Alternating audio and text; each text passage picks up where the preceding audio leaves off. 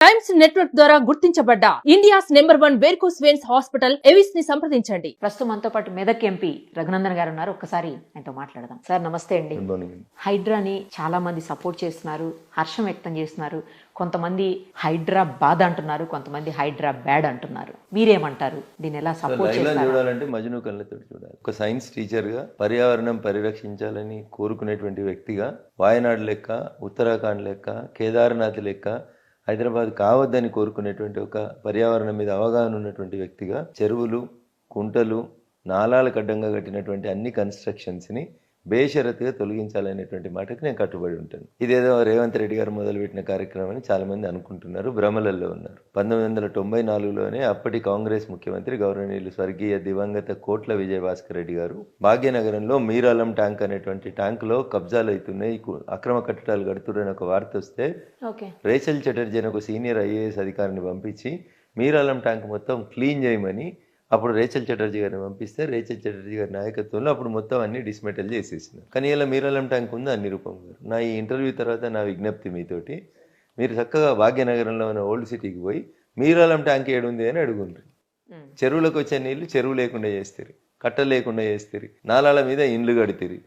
మొన్న పోయిన నెలలో చిన్న వర్షం వస్తే హైదరాబాద్లో ఒక మాన్యువల్ ఓపెన్ అయింది. ఇంటి ముంగట ఆడుకున్న పాపకి ఏం తెలుస్తుంది? మాన్యువల్ ఓపెన్ అయింది, పోయి అందులో పడిపోయింది. పడిపోతే శవమై తేలింది. ఒక 2 సంవత్సరాల కూతురు పోగొట్టుకున్న తల్లిదండ్రుల కంఠశోష ఏందనేది ఒకసారి అర్థం చేసుకో. కాలేజీకి వస్తున్న ఒక 18 సంవత్సరాల అమ్మాయి స్కూటీ మీద వరద నీళ్ళలో కొట్టుకొని పోయి నాలలో ఎక్కడో అంబర్పేటలో శవమై తేలింది. ఎవరు బాధ్యత వహించాలి? నిరూపణ. ఆఫీస్ నుంచి వైఫ్ హస్బెండ్ వెళ్తూ కూడా వైఫ్ బండి మీద నుంచి జారి నీళ్ళలో పడి చనిపోయింది. సో ఎవరు బాధ్యత వహించాలి దీనికి? దీని పేరు భాగ్యనగరం, విశ్వనగరం, సైబర్ సిటీ. ప్రపంచ చిత్రపటంలో భాగ్యనగరానికి ఒక గుర్తింపు, గౌరవం వచ్చినటువంటి పట్టణం. ఇక్కడ మాన్యువల్ ఓపెన్ అయ్యి 2 సంవత్సరాల పాప అందులో పడిందనే అంతర్జాతీయ మీడియా ఏదైనా వార్త రాస్తే మన పరువు ప్రతిష్టలు ఏమైతాయి? ఇవన్నీ ఎందుకు? ఒక 1 మంత్ మేము పార్లమెంట్ నడుస్తున్నప్పుడు చూసినాం. కేరళలో వయనాడ్ అనేటువంటి ఒక ప్రాంతం, అనేక కమిటీలు హెచ్చరించినప్పటికీ కూడా అక్కడ ఇల్లీగల్ కన్స్ట్రక్షన్ చేసి నాలాల గడ్డం, నీళ్ళ గడ్డం, చెరువుల గడ్డం, కుంటల గడ్డం పెడితే ప్రకృతికి ప్రకోపం వస్తే ఎవరు ఆపుతారు తెలియదు. ఆ నీటి ప్రవాహానికి ఎంతమంది బలైనరు? అందరం చూస్తుండగా ల్యాండ్ స్లైడ్స్ వచ్చి 500-600 మంది చనిపోయినరని, వందలాది మంది నిరాశ్రయులైనరని, వేలాది మంది కష్టకాలంలో ఉన్నారని చూసినాం. నేనేమంటాను, ఎకలాజికల్ ఇంబ్యాలెన్స్ జరగొద్దు. చెరువు జాగాలో చెరువు ఉండాలి, కుంట జాగాలో కుంట ఉండాలి, వర్షం పడితే నీళ్లు స్ట్రైట్గా పోవడానికి అవకాశం ఉండాలి. హైదరాబాద్లో భూముల ధరలు పెరిగినాయని, కుంటలు, చెరువులు, కబ్జాలు, నాలాలని మీకు తెలుసా? హైదరాబాద్లో 2522 చెరువులు, కుంటలు ఉన్నాయి. నిరుపమ గారు, మీరు భూతద్దం పెట్టుకొని తిరుగుండి, ఇప్పుడు ఎన్ని మిగిలిన లెక్క చూడు. 160 అని సోలు వాళ్ళు చెప్తున్నారు. 2500 HMDA పరిధిలో 2252 కుంటలు ఉన్నాయని, వాటికి అన్నింటికీ బఫర్ జోన్లు గుర్తించి బౌండరీలు ఫిక్స్ చేయమని సాక్షాత్తు ఈ రాష్ట్ర సర్వోన్నత న్యాయస్థానం చెప్పింది. ఏం పని చేస్తుంది తల్లి HMDA? ఎంతసేపు పన్నులు వసూలు చేసుకుందామా, ఏడ సర్కారు భూమి ఉంటే అమ్ముకుందామా, అమ్ముతే ఎకరానికి 100 కోట్లు వస్తుందా, 2 రంగు రోడ్లు వేద్దామా, అందమైన బంగ్లాలు కడదామా, ఇదే హైదరాబాద్ డెవలప్మెంట్ అని చెప్దాం అనుకుంటే ఇది కాదు హైదరాబాద్ డెవలప్మెంట్. భవిష్యత్తులో భాగ్యనగరం కష్టకాలను ఎదుర్కోబోతుంది. కాబట్టి పర్యావరణాన్ని రక్షించడం కోసం నేను మాట్లాడుతున్నా తప్ప ఇది కాంగ్రెస్ పార్టీయో, భారతీయ జనతా పార్టీయో, లేకపోతే BRS పంచాయతీయో కాదు. ఇది భాగ్యనగరంలో ఉంటున్న 140 కోట్ల మంది ప్రజల గొంతుకగా Raghunandan Rao is the voice of voiceless అని నాకు ఈ రాష్ట్ర ప్రజలు ఏ బిరుదునైతే ఇచ్చారో అట్లా ఎవరైతే గొంతు లేని వాళ్ళు ఉన్నారో ఆ గొంతు లేని వాళ్ళ పక్షాన నేను నిలబడి మాట్లాడాలనుకుంటున్నాను. ఎస్, గరీబులకు అన్యాయం జరుగుతుంది, నాలాల మీద ఇల్లుగులో కొడుతున్నారు. నేనేమంటున్నా, ఎన్ కన్వెన్షన్ కట్టి ఒక దావత్కి ₹1 కోటి తీసుకున్నాడు హీరో గారు. అట్లా 2014లోనే హైకోర్టు దాని మీద విచారణ జరిపి కూలగొట్టమని చెప్పింది. 2014 నుంచి 2024 దాకా ఎన్ కన్వెన్షన్లో అయిన దావతులన్నీ, వచ్చిన పైసలన్నీ అవి రికవరీ చేయండి. రికవరీ చేసి ఇట్లా కొట్టుకుపోతున్న వాళ్ళకి, అట్లా నాలాల మీద ఇండ్లు కట్టుకున్న వాళ్ళకి, గరీబ్ వాళ్ళని తీసుకొచ్చి మీరు 1 ఎకరం అమ్మితే 100 కోట్లు వస్తుంది కదా రింగ్ రోడ్డు పక్కన. ఆడ మనిషికి 150 గజాల స్థలం ఇచ్చి చిన్నది ప్రధానమంత్రి ఆవాస్ యోజన కింద ఓ ఇల్లు కట్టి వాళ్ళకి 10 ఎకరాలు అమ్మకుండ్రి. 1000 కోట్లు తక్కువ అయితే ఏమవుతుంది రాష్ట్ర బడ్జెట్కి? లేదు, కాలేజీలు ఉన్నాయి. సల్కం చెరువులో కట్టిన ఫాతిమా కాలేజో, లేకపోతే అక్కడ కుత్బుల్లాపూర్లో కట్టిన మల్లారెడ్డి గారి మెడికల్ కాలేజో, లేకపోతే అక్కడ కట్టిన అనురాగ్ యూనివర్సిటీ పల్లా రాజేశ్వర రెడ్డి గారి మెడికల్ కాలేజీలోనో ఒక్కొక్క మెడికల్ సీటు కోట్లకు అమ్ముకుంటున్నారు కదా. వాళ్ళ దగ్గర ముక్కు విండా డబ్బులు వసూలు చేయండి. చేసి ఆ డబ్బులతోటి ఎవరైతే చెరువులకి, నాలాలకి ఎవరో బిల్డర్ అన్యాయంగా కట్టి HMDA అనుమతి ఇచ్చి అకాలంగా ఇబ్బందులు పడి ఇప్పుడు రోడ్డు మీద పడేటువంటి పరిస్థితి వచ్చినటువంటి కుటుంబాలను ఐడెంటిఫై చేసి రింగ్ రోడ్డు పక్కన వాళ్ళకి మీరు ఏదైతే ఎకరం అమ్మితే 100 కోట్లు పోతుందో ఆ భూమిలో 150 గజాలు, దే విల్ ఫీల్ హ్యాపీ. రాష్ట్ర ప్రభుత్వం ఏమాత్రం మానవత్వంతో వ్యవహరించలేదా? గరీబోని ఇల్లు కూలగొట్టేందుకేమో ఉత్సాహం వస్తుంది, సల్కం చెరువు కూలగొట్టమంటేనేమో ఇంకోటి చెప్తారు. ఆయన బారిస్టరు, ఓ పార్టీని నడిపిస్తుండు, దేశమంతా ప్రచారం చేస్తాడు. వాళ్ళ తమ్ముడేమో లీడర్ ఆఫ్ అపోజిషన్ వాళ్ళ పార్టీ నుంచి, అసెంబ్లీలో ఏది పడితే అది మాట్లాడుతుంటాడు. మరి చెరువులు కట్టేటప్పుడు అన్నం తినలే?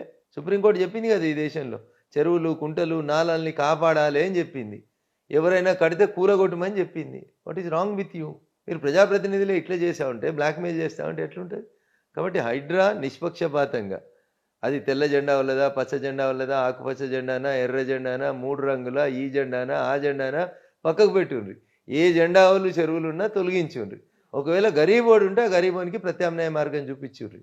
ప్రత్యామ్నాయ మార్గం ఎట్లా చూపించాలనేది మీకు డౌట్ ఉంటే అఖిల పక్షాన్ని పిలువుండ్రి. నాలాంటి వకీలను 10 మందిని పిలువుండ్రి, చెప్తాం సమాధానం. వాళ్ళ దగ్గర వసూలు చేయండి, గరీబోళ్ళకి ఇన్రీ అంటున్నా. What is wrong with this government? నీతిని నిజాయితీని ఉన్నట్టు మాట్లాడితే రఘునందన్ హైడ్రాకి ఎట్లా సపోర్ట్ చేస్తాడు? రఘునందన్ హైడ్రాకి సపోర్ట్ చేస్తాడు, గరీబోనికి సపోర్ట్ చేస్తాడు. ఈ ఊరు బాగుంటే రఘునందన్ ఊర్లో బతుకుతా అనుకుంటున్నాడు. ఊరుని చంపి ఊర్లో ఎట్లా బతుకుతారు మీరు? ఈ ఊరే లేకపోతే, చెరువే లేకపోతే చేపలేడు ఉంటాయి? నిరుపమ గారు, చెరువు ఉంటే చేపలు ఉంటాయి. ముందు ఈ భాగ్యనగరంలో ఈ హెచ్ఎండిఏ పరిధిలో ఉన్న చెరువులు కుంటల్ని రక్షించుండ్రి. ఇది రఘునందన్ చెప్తలేడు, సుప్రీంకోర్టు ఎప్పటి నుంచో చెప్తా ఉంది, హైకోర్టులు చెప్తా ఉన్నాయి. కాపాడండి అంటున్నాం. వీళ్ళు ఒక ఆయన మొదలుపెట్టిండి ఆ పని. Why can't you appreciate that officer or government? మీకు వచ్చిన కడుపు నొప్పి ఏంది? ఇది నా వాదన. అంటే ఎన్కన్వెన్షన్ విషయంలో కోర్టులో స్టే ఉన్నా కూడా అలా చేశారు అనేది ఒకటి. లేదు నిరుపమ గారు, మీడియా అత్యుత్సాహం తప్ప ఏ కోర్టు ఎన్కన్వెన్షన్ కూలగొట్టొద్దని చెప్పలే. 2016లోనే పబ్లికేషన్ అయింది, 2016లోనే కూలగొట్టాలి. కానీ అప్పుడు ఉన్నటువంటి ప్రభుత్వం వాళ్ళకు ఉన్నటువంటి ఆర్థిక లావాదేవీలో ఇంకేమైనా సంబంధాలు ఉన్న బాంధవ్యాలు ఉన్నాయో నాకు తెలియదు, వాటితోటి కాపాడిర్రు. వాళ్ళ కోడల్ని తెచ్చి బ్రాండ్ అంబాసిడర్ అన్నారు చేనేతకి. ఎన్నడూ చేనేత గట్టని అమ్మాయిని తీసుకొచ్చి, చేనేత ఎట్లుంటుందో తెలియని అమ్మాయిని తీసుకొచ్చి బ్రాండ్ అంబాసిడర్ చేసిర్రు. అప్పుడున్న ప్రభుత్వం తన బాధ్యతల్ని విస్మరించిందని, ఇప్పుడు వచ్చినటువంటి ప్రభుత్వం తన బాధ్యతని మర్చిపోతా అంటే భావితరాలు మిమ్మల్ని క్షమించాయనేది నా లాజికల్ ఆర్గ్యుమెంట్. అంటే కక్ష సాధింపుతోటే ఆ గవర్నమెంట్తో మంచిగా ఉన్నారు కాబట్టి కక్ష సాధింపు అక్కడ, తర్వాత జన్వాడ ఫామ్ హౌస్ విషయంలో కూడా కావాలని చెప్పి చేస్తున్నారు. అసలు వీళ్ళకి సంబంధం లేదు, హైడ్రాతో సంబంధం లేకపోయినా కూడా కావాలని చెప్పేసి బదనాం చేయడానికే చేస్తుంది గవర్నమెంట్ అని కూడా మాట్లాడుతూ ఉన్నారు. అంటే మిమ్మల్ని సపోర్ట్ ఈ ఆర్గ్యుమెంట్ చేసేటువంటి మిత్రులందరికీ నాదొక విజ్ఞప్తి. కాలం చాలా గొప్పది. ఒక 3 సంవత్సరాలు వెనక్కెళ్ళుండ్రి. రేవంత్ రెడ్డి అయినట్టు ఆయన మల్కాజ్గిరి ఎంపీ హోదాలో, పిసిసి అధ్యక్షుని హోదాలో, జన్వాడలో గౌరవనీయులు కేటీఆర్ గారు అన్నట్టు ఆయనకు ఫామ్ హౌస్ ఉన్నది, ఆడ ఇల్లీగల్ కన్స్ట్రక్షన్స్ అవుతున్నాయని పోయి గేట్ బయటకు పోయి డ్రోన్ కెమెరా ఎగరేసిండు. ఆ రోజు కేటీఆర్ చెప్పలే ఆ ఫామ్ హౌస్ నాది కాదు అని చెప్పలేదు, అందులో ఇల్లీగల్ కన్స్ట్రక్షన్స్ లేవు అని చెప్పలేదు.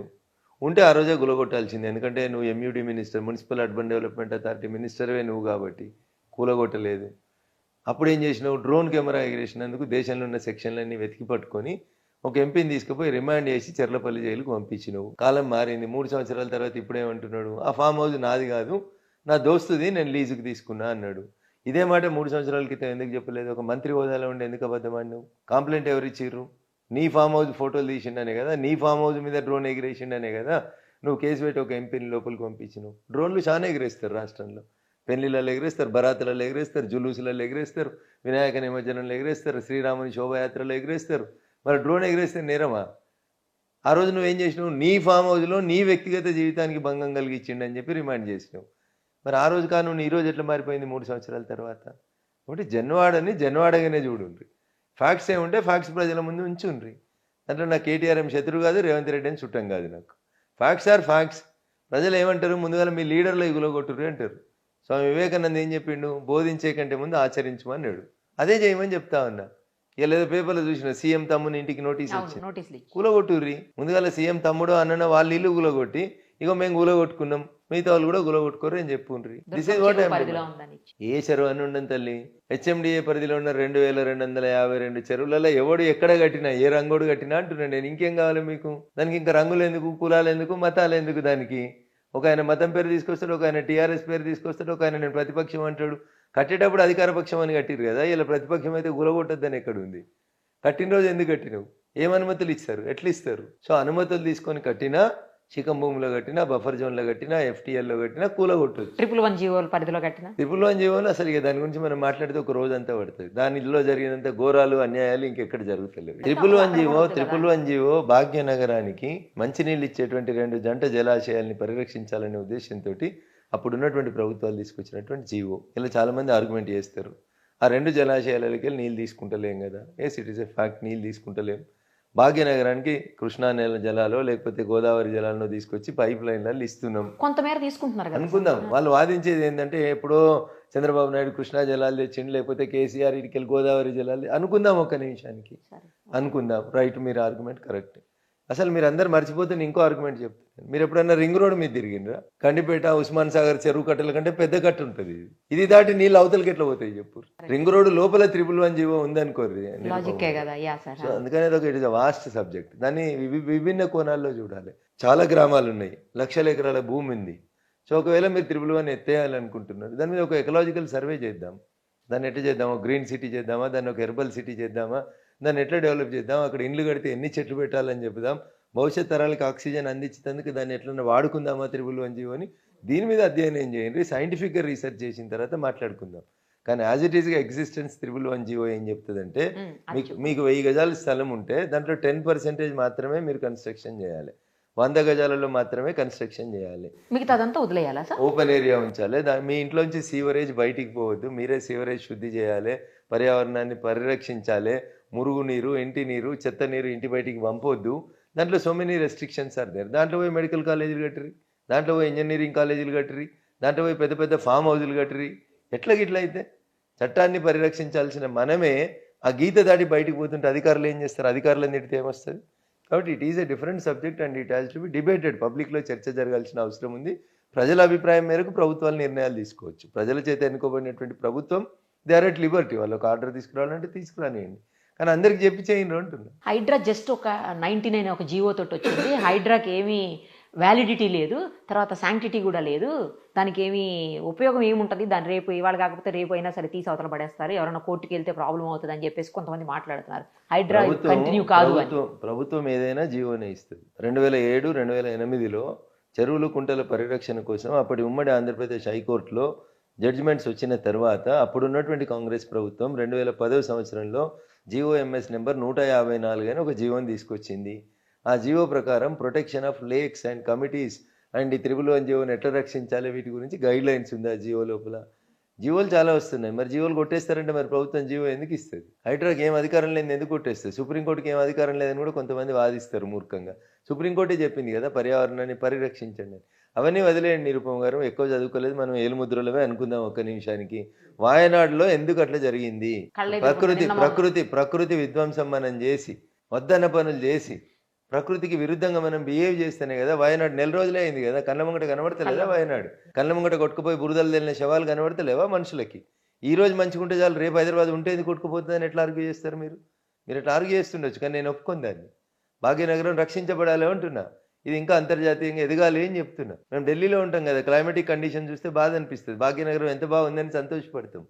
ఢిల్లీ అన్నిటికీ ఎక్స్ట్రీమ్గా ఉంటుంది, వర్షానికి ఎక్స్ట్రీమ్ ఉంటుంది, చలికి ఎక్స్ట్రీమ్ ఉంటుంది, ఎండకి ఎక్స్ట్రీమ్ ఉంటుంది, ఇబ్బంది అనిపిస్తుంటుంది. అదే మా హైదరాబాద్ ఎంత బాగుంది అని గర్వంగా ఫీల్ అవుతుంటాం. అట్లాంటి భాగ్యనగరం ఒక వారసత్వ సంపద ఉన్నటువంటి ఈ పట్టణాన్ని కాపాడండి అంటున్నాం. దానికి రాజకీయ రంగం ఎందుకు రుద్దుతారు? అంటే హైడ్రాని తీసేస్తారు. ఎవరు తీసేస్తారు తల్లి? ఎవరు తీసేస్తారు? సరే ఉన్న రోజులు అయితే ఆయనను పని చేయనియండి, తీసేసినప్పుడు తీసేయనిరు. ఎవరు తీసేస్తారు, ఎట్లా తీసేస్తారో తర్వాత మాట్లాడుకుందాం. అంటే దాన్ని జీవోని అసెంబ్లీలో ఓకే చేయించేసుకుంటే అందరి సమక్షంలో దాన్ని ఇప్పుడు అవుతుంది అసెంబ్లీలో. ప్రభుత్వం ఏదైనా అసెంబ్లీ నడినప్పుడు జీవో రూపంలోనే తీసుకొస్తారు, ఆర్డినెన్స్ రూపంలోనే తీసుకొస్తారు, కేబినెట్ అప్రూవల్ చేసినాక వస్తుంది. సో ఈ కోడిగుడ్డు మీద ఈకలు వీకేటువంటి పెద్ద మనుషులందరికీ సల్కం చెరువులో ఫాతిమా కాలేజ్ కట్టిన రోజు కళ్ళు ఎడబోయినాయి అని అడుగుండ్రి.